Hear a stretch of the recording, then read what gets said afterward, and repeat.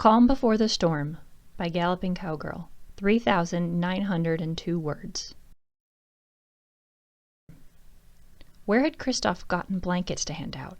Even as the question flitted through Anna's mind, she appreciated his thoughtfulness. The townsfolk did as well.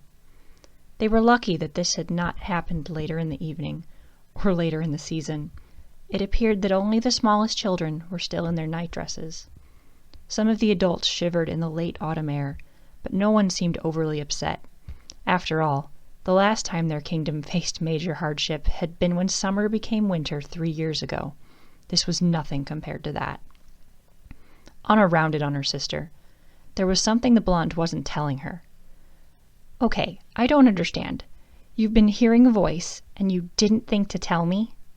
Elsa looked at the ground, crossing her arms in front of her. I didn't want to worry you. We made a promise not to shut each other out. Elsa looked up to meet her sister's eyes, and Anna continued, Just tell me what's going on. Elsa glanced away, took a steadying breath, and let her words tumble out. I woke the magical spirits of the enchanted forest. She bit her lip, waiting. Anna blinked twice. Okay, that's definitely not what I thought you were going to say. Wait, the enchanted forest? The one Father warned us about? Yes, Elsa nodded sadly. Why would you do that? Because of the voice. Elsa finally met her sister's gaze once more. Her voice was pleading. I know it sounds crazy, but I believe whoever is calling me is good. How can you say that? Look at our kingdom. I know. It's just that my magic can feel it. I can feel it. Elsa needed her sister to understand. It was hard to explain. But if Anna could believe that she was still worth saving when she'd condemned their kingdom to an icy fate before, then now should be no different. Okay, Anna admitted. She reached out to place a confirming hand on her sister's shoulder, but drew back as the earth shook beneath her feet. Oh no, what now? Her question was answered almost instantly as the road into the mountains filled with rolling stones. Kristoff watched them approach. Even after living most his life with them, he'd never known the trolls to venture this far from their knoll. He voiced his confusion. The trolls? In response, one of them leaped into the air, aimed perfectly for his outstretched arms, calling out his name in glee. The group stopped short of the townsfolk, but a single moss-covered rock rolled to Elsa and Anna and landed as gracefully as the ancient troll could. They weren't sure if the bow he took was for them or to steady himself, but it didn't matter. Trolls were olden creatures of magic and myth. They did not need to bow to anyone. Anna gave him a surprised smile. Pobby! Never a dull moment with you two. He looked between them as he spoke, his tone reminiscent of their father's gentle scolding when they'd been caught making snowmen in the ballroom after bedtime. The troll's ancient eyes turned to the blonde sister. I hope you're prepared for what you've done, Elsa. Angry magical spirits are not for the faint of heart. Elsa bit her lip, fighting back the look of shame that flitted over her face. Anna stepped forward, suddenly protective. Elsa was acting strange, and if she wouldn't tell her why, she would find out herself. Why are they angry? What does all this have to do with Arendelle? Let me see what I can see. Pobby lifted his stone arms, and an aurora of magic filled the air between them. Elsa recalled the magic and hoped this time she would like what it had to say. Anna looked on, awestruck. The troll shook as the images shifted. The past is not what it seems. Anna and Elsa turned to each other, unsure how to react. A wrong demands to be righted. Arendelle is not safe. Elsa clenched her fists, her mind made up after hearing this new information. She was no stranger to prophecy. Pobby continued with a final unnerving line. The truth must be found. Without it, I see no future. No future? Anna asked, her breath catching. As if sensing her distress, Kristoff ambled over to the group. Pobby let out a sigh. When one can see no future, all one can do is the next right thing. Elsa nodded, hearing the logic in his words. A plan formed in her mind. She spoke aloud to solidify her thoughts, turning from the group. The next right thing is for me to go to the enchanted forest and find that voice. With each word, her voice grew more determined. She spun. Kristoff, can I borrow your wagon? And Sven? Kristoff stepped back. I'm not very comfortable with the idea of that. Anna looked to Kristoff, mind spinning as she tried to keep up. She rounded on her sister. You are not going alone. Elsa met her worry with fierce determination. She held up her hands to soften the tone she knew her voice would take on if left unchecked. Anna, no. I have my powers to protect me. You don't. Excuse me, I climbed the North Mountain, survived a frozen heart, and saved you from my ex-boyfriend. And I did it all without powers, so, I'm coming. Before Elsa could come up with a reasonable excuse to keep her sister from following her, Kristoff spoke up, daring her to deny them both. Me too, I'll drive. From amongst the townsfolk, Olaf called out, I'll bring the snacks! Elsa took a breath, a smile creeping onto her lips. It was decided then. She had no choice but to accept their help. I'll look after your people, Pobby said. Anna nodded, but her tone held the worry she could not think to hide. Please make sure they stay out of the kingdom until we return. Kristoff put an arm around her. She leaned into it. The troll gave the queen and princess a bow as he promised, of course. His word was good enough for Elsa. Let's let them know, she said, and stepped out of earshot. Pobby waved Anna closer before she could follow. Anna, I'm worried about her. We have always feared Elsa's powers were too much for this world. Now, we must pray they are enough. Anna's shoulders sagged with his admission, and she looked away for a moment. Elsa could be frustrating when she had a goal, but so could she. She took a breath and held the troll's gaze. I won't let anything happen to her. It was a big promise, but she'd kept it before. Hans hadn't killed her sister. She hadn't retreated into her room to never be seen again when ruling a kingdom was too hard. And she hadn't fallen off the clock tower that one time. If Elsa wouldn't watch out for herself, then she would. Anna turned to follow after her sister. The gentle conversations died down once Elsa took her place before her kingdom. Even dressed in her nightgown, her authority was clear and respected. Anna stood at her side. Knowing how nervous her sister could be in private, it never seemed to show in public like this. She envied her ability to remain calm, even though she knew it stemmed from hiding away a part of herself. Anna squared her shoulders and stood up straighter. Everyone, my sister and I are going to fix this. I'm leaving Pobby in charge while we're gone. Please stay out of the kingdom until we return. Several of the townsfolk turned to the gathered trolls. A few of the younger ones waved. Elsa gave them no time to question her decision. Not that anyone would. And she turned on her heel and took a step towards the castle. She could only hope that the spirits would allow them to return for a short time. One of the castle servants approached, dropping into a quick curtsy. Your Majesty, you're not thinking of going off in your nightgowns. The woman gave Kristoff and Anna a sideways glance. The ice seller's acceptance at the palace had never been questioned. It was obvious how happy he made Anna, and everyone knew what happened to the last man to try to come between the sisters. Though, Hans was still the butt of plenty of party jokes, much to Anna's chagrin. Thank you for your concern. We won't be traveling in these, Elsa explained. Her smile was gentle, even as she wrung her hands. The servant nodded and let her be. The queen gave her people one last brave look before heading towards the castle.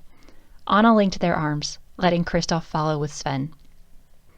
The town and castle were silent, the gates still wide open to ease the evacuation. The moonlight caught on Elsa's ice arches that decorated the courtyard. The flagpole stood empty, the Arendelle flag ripped free when the wind spirit fled. Kristoff kicked at the forgotten ice shards emblazoned with the elemental symbols. It was warm enough that they should have started to melt. They were still solid as stone. Anna broke the heavy silence. It's eerie like this. It's almost like everything is dead. Kristoff's observation was spot on. Nothing stirred in the darkness.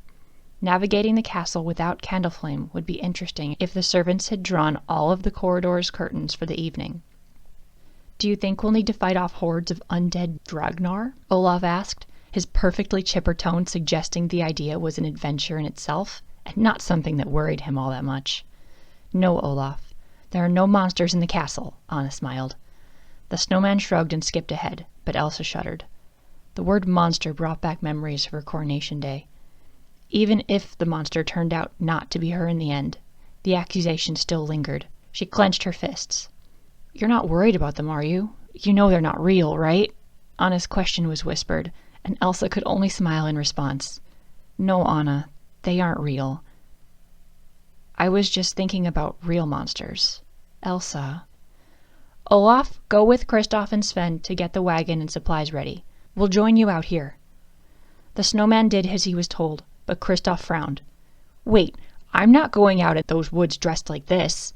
He pulled at the sleeve of his robe. "I'll freeze!" His eyes widened as he looked between the sisters, unsure who he might have offended more. "Not that freezing is a bad thing. Kristoff, don't worry. I'll grab your clothes," Anna offered, dropping her sister's arms. Her words effectively stopped his stuttering, but brought a whole new range of emotions to his face. "I'd prefer to get them myself." "Come on, I know where your room is. It's not that messy." Elsa stepped towards the castle, pushing the conversation from her mind. Just because she approved of him does not mean she was ready to imagine why Anna had visited his rooms at all, especially if he was in them. The castle was huge, and if anyone knew the place by heart, it was her little sister. She called over her shoulder. "We're leaving when I get back. Night clothes or no."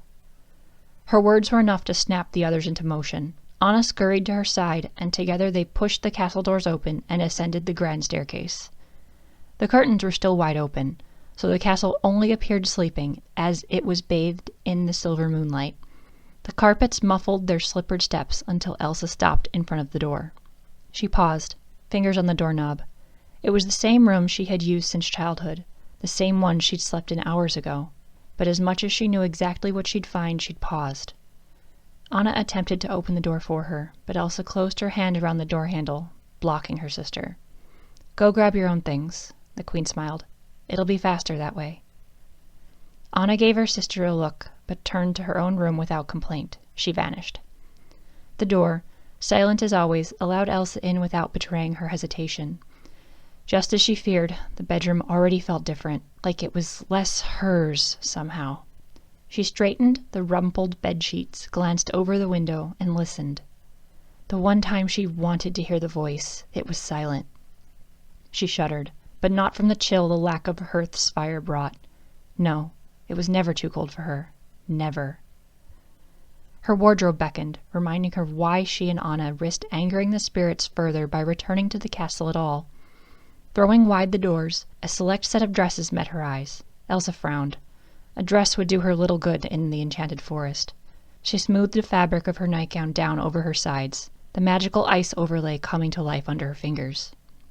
Her ice gown responded in kind, with its own sparkle independent of the shifting moonlight. The blue dress was her only full creation, created out of a sheer desperation to embrace her powers, to embrace what she could do over what she had to do. None of the others, not her holiday dress, her purple harvest dress, or even the nightgown she wore now, were fully crafted from ice like that one. The town had embraced their magical queen, but the royal seamstress still needed work, so she settled for embellishing actual fabric designs with her own handiwork. Elsa touched the fine velvet of her dark holiday dress, fingers skimming the diamond-like crystals along the bodice and in the fur neckline. They sparkled, reminding her of the floating spirit elements she'd seen only hours before. She blinked, stepping back as her heart raced. The likeness faded as quickly as they'd appeared. She'd done this before she'd ever heard the voice call out to her. Had she known somehow? Elsa shook her head. "Stop it." Her voice grounded her firmly in the present silence. She pushed the dress to the back. Her eyes fell on the ice blue dress once more. They would be going north to find the enchanted forest. They might even pass her castle. Frustrated, Elsa threw her head back inside. Anna was probably already packed and waiting in the wagon with Kristoff. She dove deeper into her wardrobe, searching. There, a long dark blue riding jacket emerged from the depths. It had been a gift for her coronation, very loosely styled after the cropped formal jacket she'd worn as a teenager over her dresses. She'd almost forgotten about it with everything happening in the last several years. There was no matching underdress, but there was a pair of tall, fitted boots. They were a rich blue dyed leather, with hidden clasps at the back. The outfit had been intended as a riding set. It had obviously come from someone who knew what her birthright would have required of her, but did not know why she would never need it. Touching the smooth fabric and solid seam lines, she almost wished she'd had a use for it before now, but riding involved extended contact with a living being. When one mistaken emotion could condemn anything to an icy death, it was decided soon after her isolation that riding was out of the question. That's what carriages and ships were for. So she didn't ride the palace horses like Anna, as much as she wanted to, and she did not own the fitted breeches needed to complete the outfit. Elsa let a smile grace her lips. When had something so simple stopped her before? She tossed the jacket and boots onto her bed and undid her nightgown. The purple silk pulled at the floor at her feet. With a single touch and wave of her hand, blue tights climbed up her legs. The initial tingle faded once they set, accepting her skin's warmth without melting. No one would be able to tell they had once been made of ice. Elsa recalled the last time she'd altered Anna's outfit with her ice magic. Even though the addition had only been in sparkling ice accents and stiffer petticoats to give the sunflower birthday dress some volume, Anna confided in her days later that the feeling of cool, unmelting ice against her skin was too strange. She rewore the dress, but not the petticoats. Eyeing the jacket again, Elsa immediately noted that the front dipped too low to wear without something underneath. It seemed the tailor assumed she would want to be free of the high collars and button-up look she'd sported her entire life once she became queen. Granted, he'd been correct, but not for the reason he thought. An absent-minded swipe of her hand up and across her shoulders brought more ice to life across her pale skin. It inched up her torso, over her chest, and faded down below her collarbones before covering her arms completely. The woven ice looked so much like the netting in Anna's underskirts that it was not surprising no one noticed it wasn't real fabric. She held open her wardrobe door to examine her work in the mirror in moonlight. A simple flick of her wrist extended the gauzy ice of her top over her hips and into a sheer skirt, like a fitted slip. She truly did enjoy her dresses, so seeing her hips and the curve of her backside so exposed without something over them prompted the simple design change.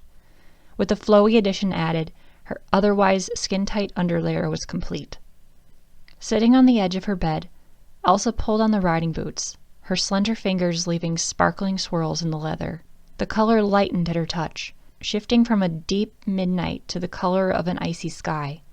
She had hoped for the same bright aqua color of her ice dress, but she had little control over the exact hue her magic imbued in different fabrics. The boots fit well, especially without stockings like Anna preferred to wear. Her own feet never seemed to get cold, whereas Anna's were like ice. They were especially uncomfortable to brush up against at night when Anna wanted to snuggle and fall asleep beside her. The memory made her pause for only a moment. She was still working on borrowed time. Finally, she shrugged on the jacket and fastened the belt. Shifting the hue to match the rest of the now lighter fabrics as best she could, she admired the cut, realizing how long it truly was. It was almost an overdress versus simply a jacket. It shouldn't surprise her that the piece fits so well. She hadn't grown physically in the past few years, but surprise her it did. The original had been styled for someone so different than she was now, than who she had been. If anything, it fit better. She brushed the beadwork that covered her shoulders, the faux epaulettes coming to life with a fresh dusting of ice. Straightening once more, she noted how the full outfit reminded her of her father in his formal military dress. In a sense, the comparison fit. She might not be going into battle, but dealing with angry spirits would not be a simple task if Pobby's magic was telling even a bit of the truth. A gentle knock at the door told her she was taking too long. "Coming!" Elsa called. She twisted the doorknob, and Anna nearly tumbled into her. Her younger sister's eyes widened in surprise. It seemed they both wanted to be better dressed for this adventure. "Whoa, Elsa! You look different," the queen laughed, stealing Anna's words. "So do you." Anna touched her own woolen outfit self-consciously. The princess was known amongst the castle for her limited wardrobe, preferring to wear the same comfortable dresses and outfits day in and day out until she dressed up for special events. Elsa had no issues with what her sister wore, so she never brought it up. She only wondered why she'd had this new outfit made in the first place.